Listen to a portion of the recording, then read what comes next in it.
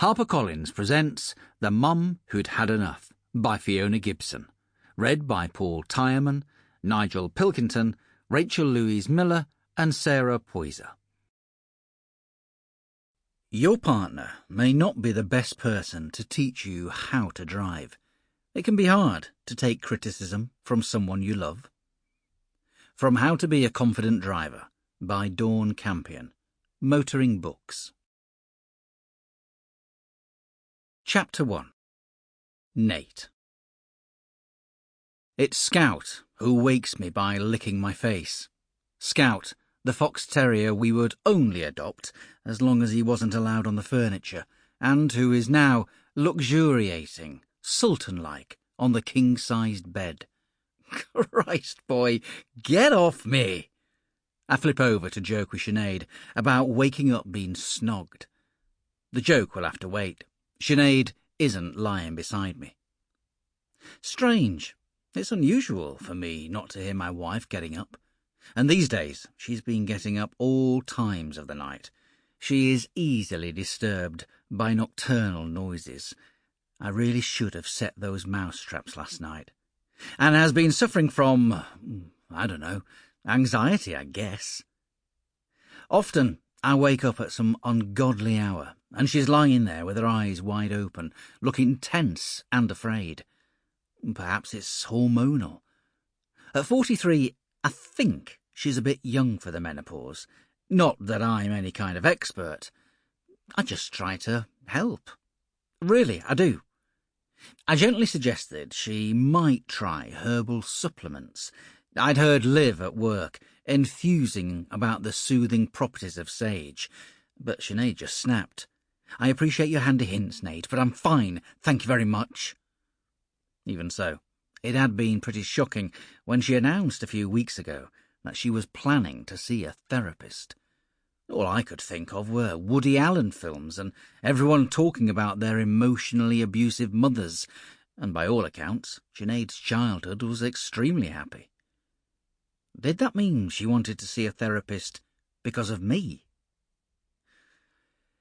Having manoeuvred Scout to one side, I check the time on my phone. 6:43 a.m. I climb out of bed and pad quietly out of our bedroom and across the landing past Flynn's room. No need to wake him yet. Our son's school is on the other side of town, and most days Sinead drives him there, even though he can manage the bus no problem, and thinks it's ludicrous that we want to ferry him anywhere at 16 years old.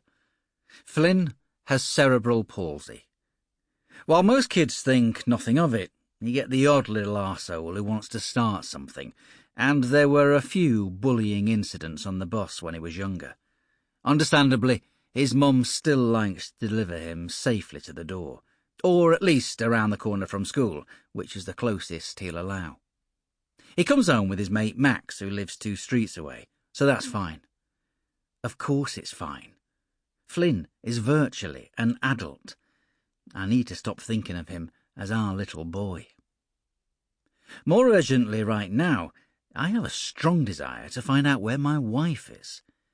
I check the bathroom, no Sinead, and head downstairs with Scout trotting along at my side. In the living room, last weekend's newspapers are still strewn messily across the coffee table. "Honey," I call out. "Where are you?" No reply. I go through to the kitchen, expecting to find her there, sipping coffee and explaining that she just woke up stupidly early and couldn't get back to sleep. But there's only Bella, my mother's sleek and regal collie, whom we are dog-sitting while Mum scales down some Cumbrian mountains with her new bloke.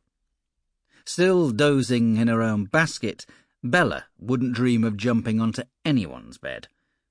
Mum thinks it's appalling that Scout is allowed onto ours. Judging by her reaction, you'd think we allowed him to sit on the table and lap at our soup. "Sinead?" I call her more loudly this time, then place a hand on the kettle. It's cold. Detective Nate Turner surmises that his wife has not yet made coffee. I fill it, and as I switch it on, I spot a sheet of lined A4 paper lying on the worktop. It is entirely covered Sample complete. Ready to continue?